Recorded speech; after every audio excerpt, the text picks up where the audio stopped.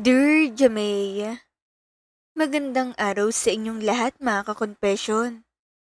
Itago niyo na lang ako sa pangalang Jeda. Sa edad kong 42, masasabi kong marami na akong pinagdaanan. Pero ang karanasang ibabahagi ko sa inyo, ang siyang habang buhay na nakatatak sa aking puso't konsensya. Alam niyo naman ang buhay ng isang ina, di ba? Gagawin ng lahat. Kahit magpakalayo-layo, mabigyan lang ng magandang bukas ang mga anak. Ganoon ang mindset ko noong lumipad ako patungong Taiwan para magtrabaho bilang isang nani.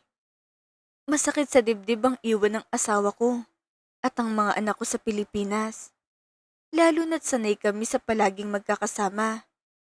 Sabay kumain, sabay matulog, sabay mangarap. Noong araw ng pag-alis ko, pilit kong pinigilan ang luha ko habang yakap-yakap ko ang mga anak ko. Ayokong makita nilang mahina ako. Gusto kong maging matatag sa paningin nila. Kahit sa loob-loob ko, ay parang may pinupunit sa dibdib ko. Pero sa hirap ng buhay, kailangang lunukin ang lungkot. Noong unang buwan ko sa Taiwan, halos gabi-gabi akong umiiyak. Tahimik ang kwarto ko. Malinis, maayos, pero malamig. Ibang-iba sa bahay namin sa Pilipinas na kahit maliit, puno naman ng ingay at tawanan. Tinitignan ko ang picture ng pamilya ko bago matulog. Hinahaplos ko pa minsan ang screen ng cellphone ko na parang nararamdaman ko sila.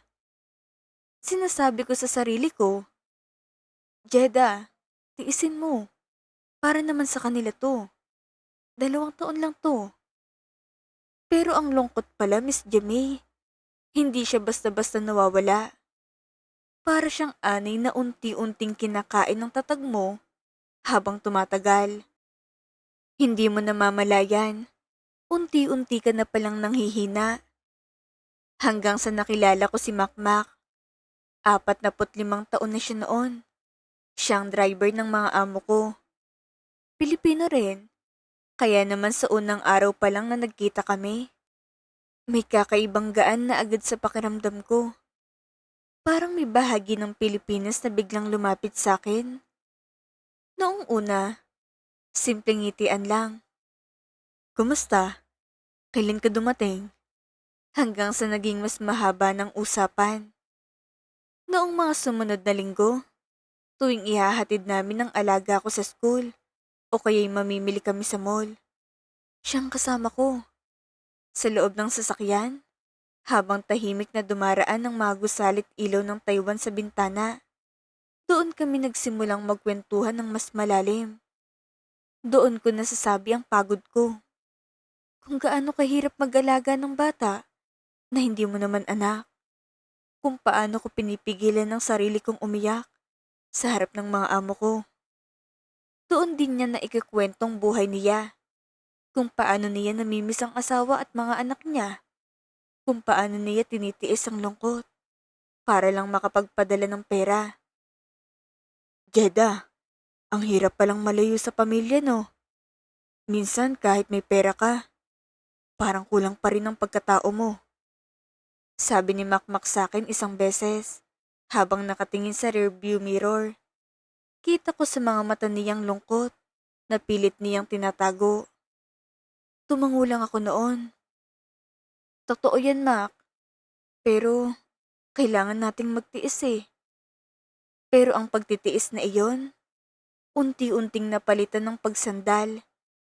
Kapag day off naming dalawa, dahil pareho kaming walang ibang kakilala na malapit, nagkakasundo kaming lumabas. Sa una, simpleng lakad lang, kain sa malit na karinderya, pag-inom ng kape sa gilid ng kalsada, o kaya'y pag-upo sa park habang pinapanood ang mga taong dumadaan. Sa mga simpleng sandaling iyon, parang nababawasan ang bigat sa dibdib ko. Unti-unti, naging mas personal ang mga kwentuhan namin. Hindi nilang tungkol sa trabaho, kundi pati sa mga pangarap, sa mga pagkukulang namin bilang magulang. Sa mga pagkakataong pakiramdam namin ay hindi kami sapat, natuto kaming makinig sa isa't isa. Natuto kaming umasa sa presensya ng bawat isa. Hanggang sa ang simpleng pagkakaibigan, naging malalim na attachment. Miss Jamay, aaminin ko, naging mahina ako. May mga pagkakataon na habang magkasama kami, nakakalimutan kong realidad na may asawa ko, na may pamilya akong naghihintay sa akin sa Pilipinas. Sa piling niya, pakiramdam ko may kasama ako sa laban. May taong nakakaintindi sa akin nang hindi ko kailangang magpaliwanag ng paulit-ulit. At siya rin, ganoon ang nararamdaman sa akin. Hindi namin napansin kung kailan nagbagong lahat. Basta isang araw, iba nang tingin namin sa isa't isa. Mas matagal ng mga titig, mas mabigat ng katahimikan, mas malalim na ang koneksyon. Hindi na namin napigilan. Nahulog kami sa isang lihim na relasyon. Naging routine na namin yun. Tuwing day off, sa halip na sa park lang o sa mall, sa hotel na kami tumutuloy. Doon, parang nakakagawa kami ng sarili naming mundo. Isang mundong hiwalay sa responsibilidad, sa obligasyon, sa katotohanan. Sa loob ng kwartong iyon, nakakalimutan namin ang lahat. Ang lungkot, ang pagod, ang guilt, lahat nawawala kahit panandalian lang. Isang mundong bawal, isang mundong puno ng kasalanan. Pero sa sandaling iyon, iyon ang nagpapatanggal ng lungkot namin.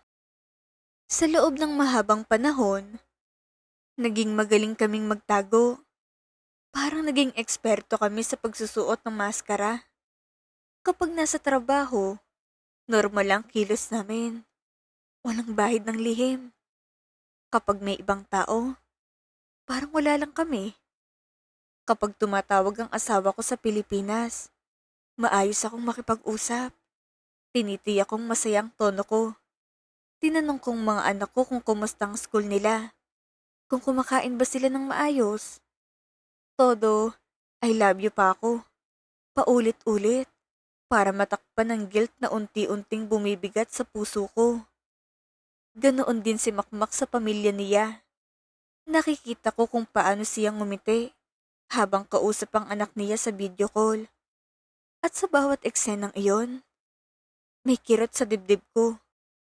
Pero pinipili kong huwag pansinin. Walang nakakahalata.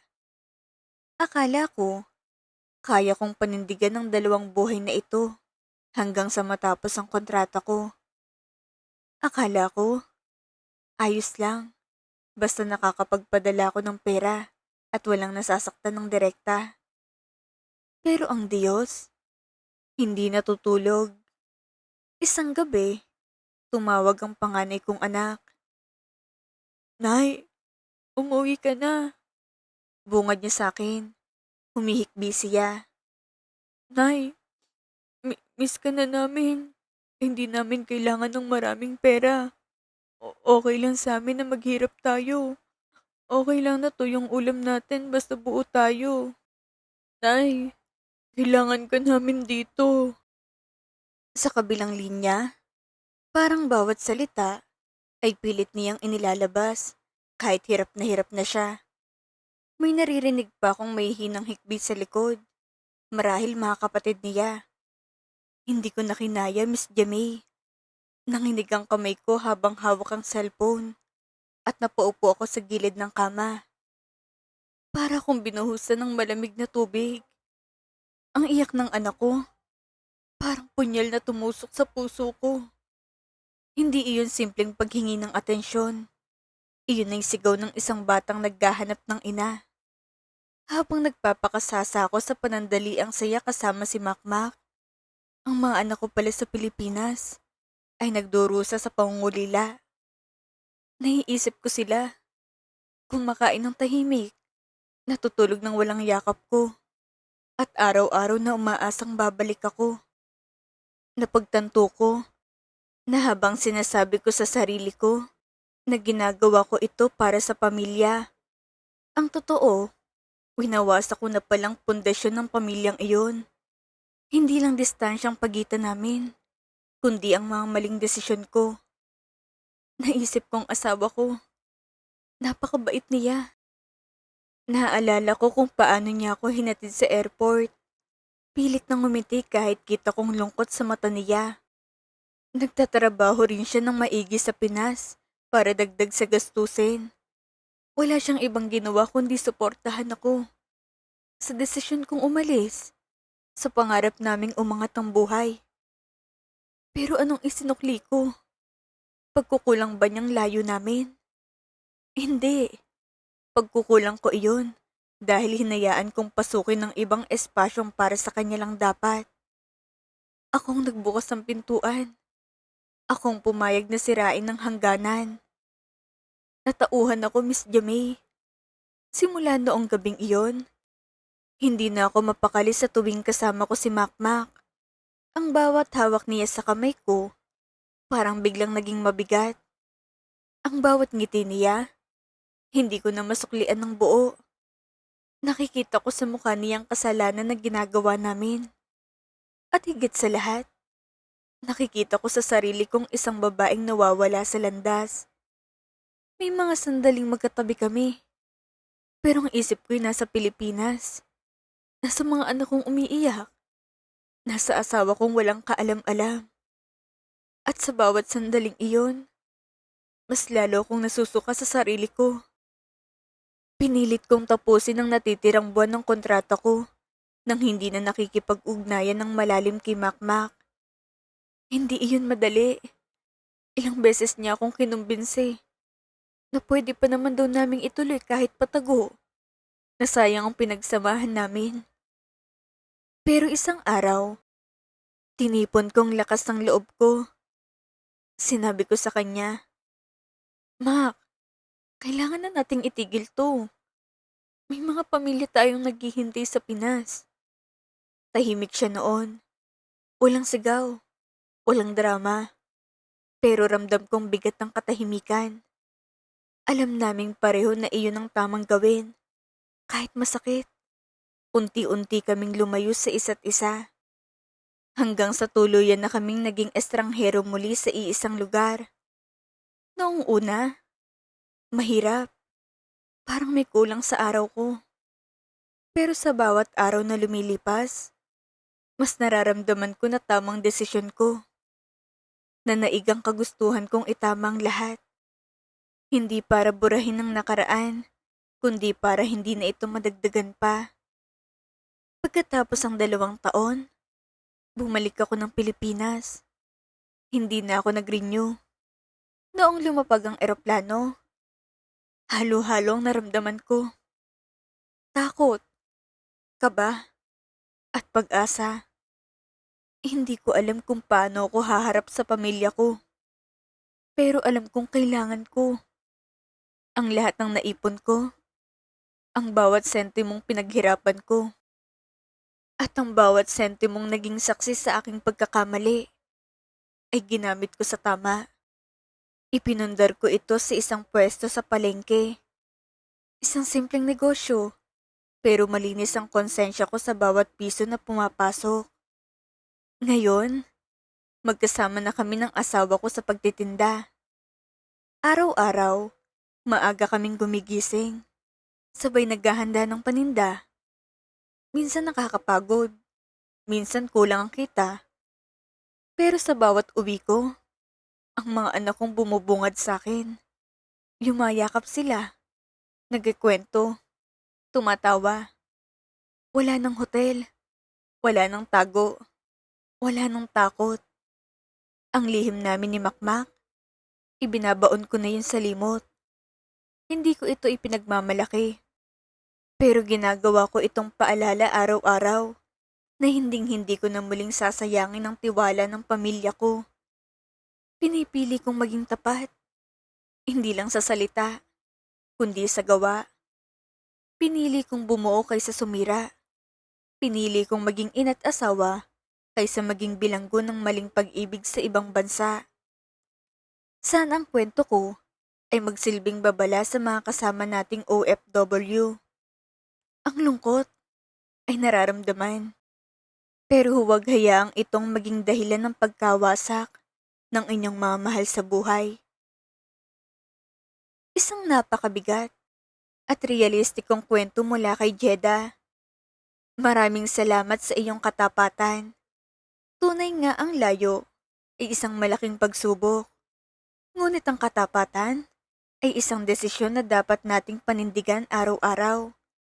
Ang pera'y kinikita, ang kontrata'y natatapos. Ngunit ang tiwala kapag nawasak ay mahirap nang maibalik sa dati. Huwag nating ipagpalit ang pangmatagalang kaligayahan ng ating pamilya sa panandaliang init ng yakap ng maling tao. Ang tunay na sakripisyo ng isang OFW ay hindi lang pagtatrabaho ng mabigat, kundi ang pagpapanatiling buo ng puso para sa mga taong iniwan sa Pilipinas. Kayo mga ka-confession, anong aral ang inyong nakuha sa kwento ni Jeda?